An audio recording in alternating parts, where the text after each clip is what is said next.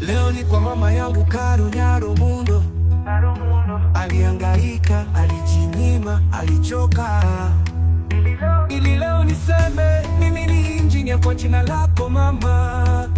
Mama Caro alinyanyuka mapema hata kabla jua, akamwaga machozi kwa kimya, akaomba kwa Mungu.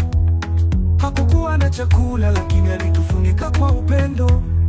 Isaya alikuwa kijana amini, bado mdogo, lakini alikuwa analia usiku. Mama hajui shida, lakini mama hakuwahi kulalamika. Aliuza mboga, akauza mitumba, na mwisho aliamua kupika pombe, si kwa starehe bali kwa shule yetu.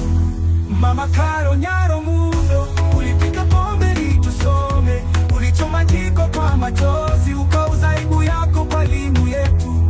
Leo mimi ni injinia, si kwa bahati, ni kwa sababu ulijitoa mama. Uliumia ili tuishi.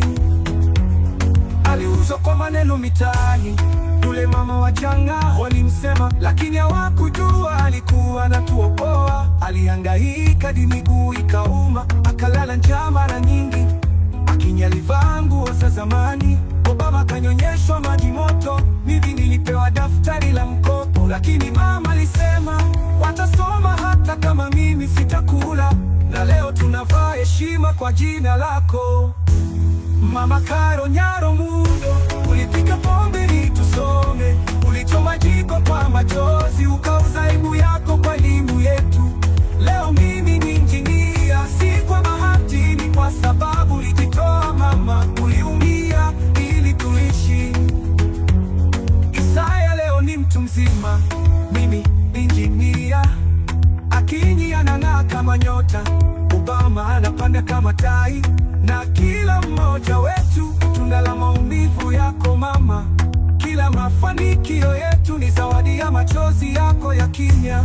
Mama Caro, hukulala, hukukata tamaa, ulipika pombe kwa heshima yetu, na leo tunasema kwa moyo wote, tutakulipa kwa upendo. Nitakujengea nyumba, nitakununulia vitenge vizuri, uvae kama malkia wa dunia.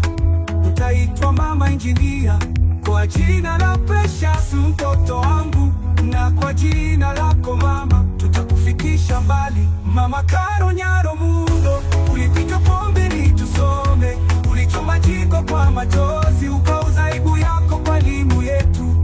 Leo mimi ni injinia, si kwa bahati, ni kwa sababu ulijitoa mama. Uliumia ili tuishi, na sasa utaishi kwa raha kwa jina la Yankido.